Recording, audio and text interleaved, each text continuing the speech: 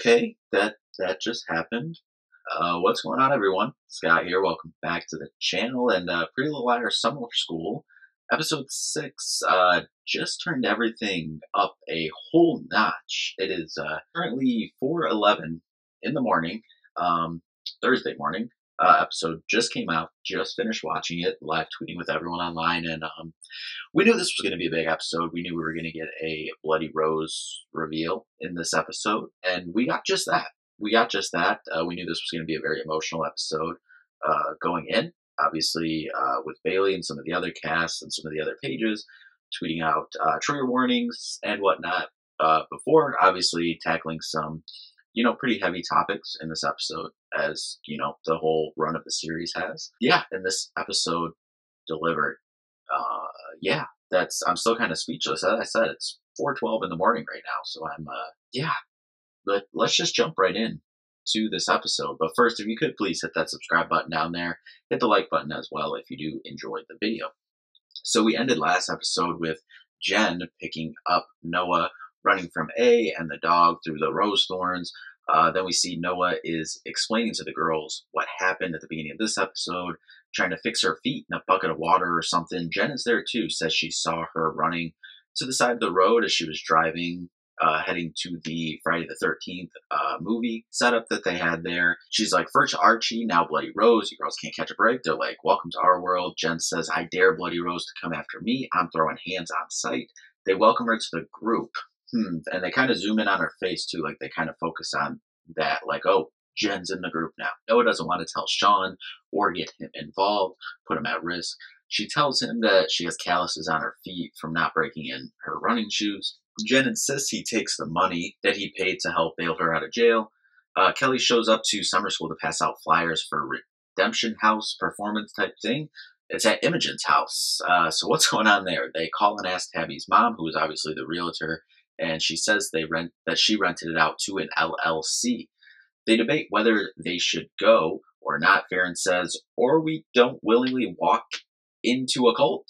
They say no matter what threat Bloody Rose makes, we're in it together. And yeah, because that usually goes as planned, Wes still hasn't come into the movie theater. Christian had to let the AC guy in, so they're finally getting that fixed. Tabby says she's worried. The AC guy says, I think I found your problem. They go to look at the little vent there, and Tabby thinks she sees Wes dead in the vent, but it's actually some type of animal.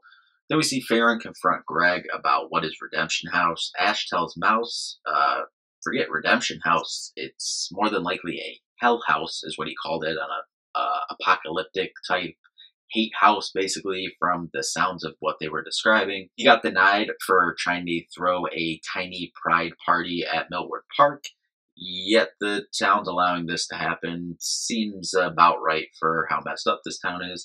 Jen tells Noah, I know you're feeling conflicted about us, but what if, and starts to suggest they have like a 3-person relationship, and Noah stops her and says, I need to hit pause. I'd be lying if I said I didn't have feelings for you, but I don't want to make any big decisions right now with everything going on, so I just want to hit pause. Mouse meets up and tells the girls about the Hell House. Imogen wants to talk to Kelly to find out why she's doing this. They show up and confront Kelly, and she's like, it's a religious thing, it's not that, or, whatever else you think is going on. Kelly says she didn't pick the venue, Pastor Malachi did. This is about releasing people from their suffering, meaning trying to scare them straight into your crazy cult, as Farron says. Kelly's like, Imogen, we both lost a lot last year, and living with that trauma, Redemption House is all about new beginnings. Kelly's like, come tonight, see for yourself. Imogen fills Johnny in. They share a nice moment there at the creamery. Also about how she's the one who found her mom. And, well, Kelly or Karen or whoever is the one who knew that she found her mom like that in that house. She says how after she moved into the Hawthorns with Tabby and her mom, she went back and actually cleaned up the blood because she was like, who's going to clean up the bathroom? She said that look on my mom's face will be burned into my mind forever. As I said, Johnny comforts her and they have a nice moment there.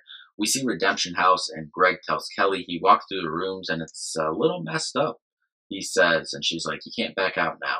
Get in places. There's a line literally down the block for this thing. Like, what is wrong with the people in this town? Farron says, do we really want to see what's going on in there? And oh boy, Chip's mom, Mrs. Lanesbury, shows up and she says, "You girls are beyond redemption. Shouldn't bother going through." Imogen, like, let's do this. Arm in arm, they march into the house. The first room they go to is kind of geared towards Mouse, the weird dude from the first season that Mouse was dealing with, that she asked what should wear to meet up and was acting like his daughter. Next is a drug type room, kind of geared towards Noah, her mom and that situation. The next is kind of the party, symbolizing the nights Imogen and Tabby had that all happen with Chip there. Aaron goes off on Greg and Henry for a homophobic room or part that they're playing in the house. Then next is Imogen's mom's room, and it's a dead body. It's Kelly having killed herself and asking for forgiveness, I think, with like a dead, like what, Grim Reaper or something showing up in the corner of the room. Like, that's some dark, like crazy, crazy stuff.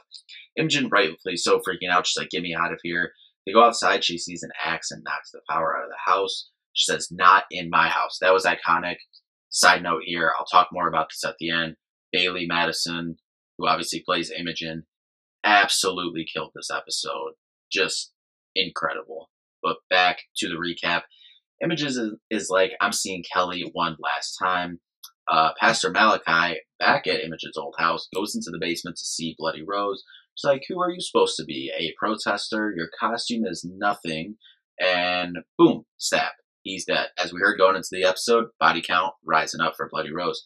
Tabby is staring at the masks in Christian's basement and still kind of questioning here. You just get a weird vibe, but it's like, is that just how they're kind of framing this relationship right now? Phil's in Christian about Redemption House and Chip's mom being there.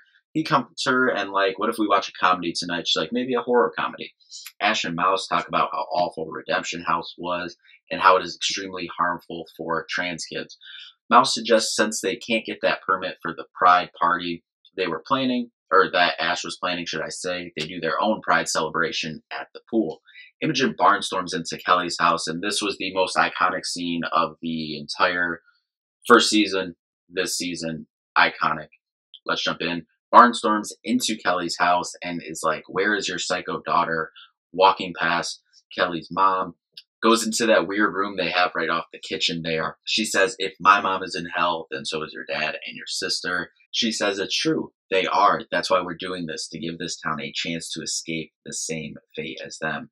She says, "Save your crocodile tears, Kelly. For someone who is scared of going to hell, get ready." Again, Bailee Madison absolutely killing this, but let's keep going. Tabby's still curious, haven't heard from Wes, and Christian is like, "If you're going to check on Wes and where he's at, then I'm going."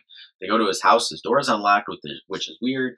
Weird masks in the house. They kind of look like Christians, and they're like, "Is he copying Christian and what he's doing?"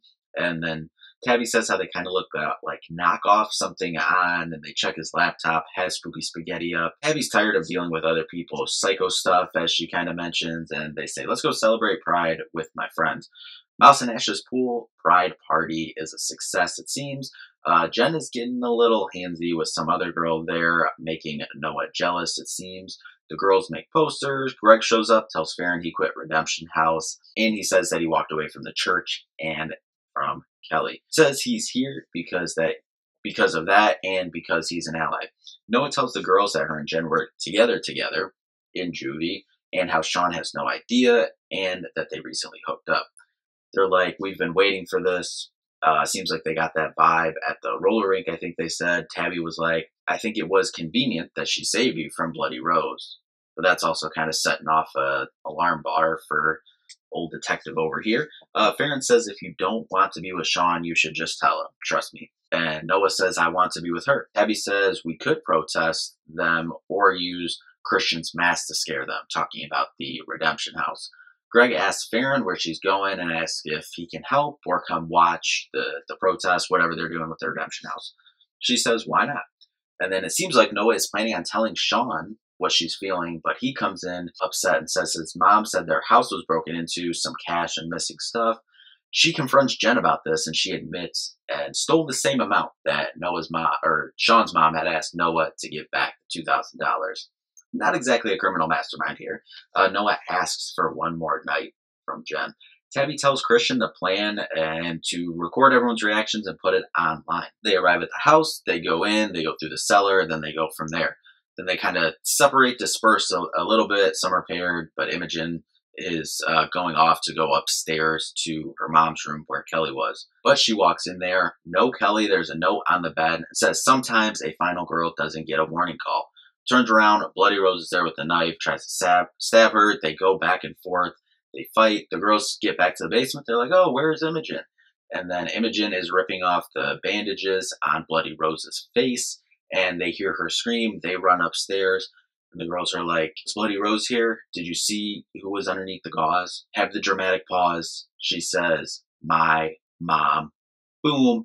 Episode. And when I tell you my jaw was on the floor for a solid 5 minutes, I didn't know what to do. And the reason, finish the episode, obviously the episode's 40 something minutes long. Obviously started it right at 3.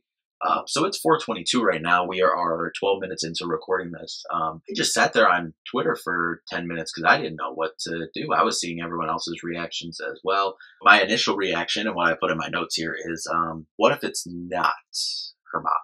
She obviously said it's her mom, but who knows what was under that bandages, if it's, makeup or blood or however, whatever she saw.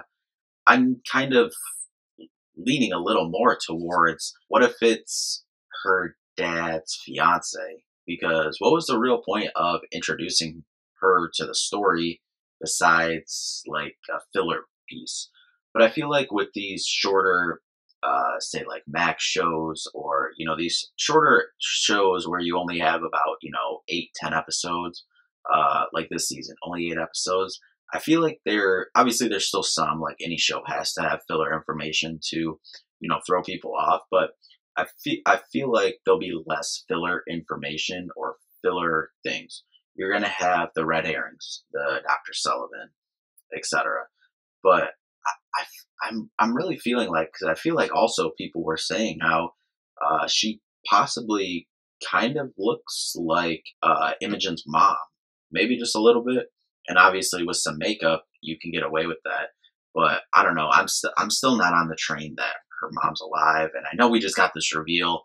I'm shook right now, but I'm like, there's 2 episodes left. There's no way that this is the reveal and we're going to have 2 episodes of just trying to figure out how to stop her. There's more to the story, I personally think. And I think that Imogen's dad's fiance chick is involved somehow in this. I think she's going to be the one under that. And mind you, this completely changed if you watch the end of last episode. I mean, shoot, if you even go back an hour and a half to before this episode released tonight, the middle of the night, whatever, I don't even think she was on I think she was on my kind of sus on like the little tier maker list that some people were making online. So this completely changed. Now, mind you, I still think Kelly and her mom kind of sus, somewhat involved, something with that church somewhere up there. Kind of writes off Pastor Malachi there, which I think that was another red herring. Nothing involved. But I do think Kelly and her mom a little bit deeper involved because there's more storyline there and more reasons to be suspicious of them going forward. Wow, I'll say this, as I said throughout the episode, or throughout the recap. First off, I'll say this was the best episode of the series so far. Season 2, Season 1, best episode of the whole series so far.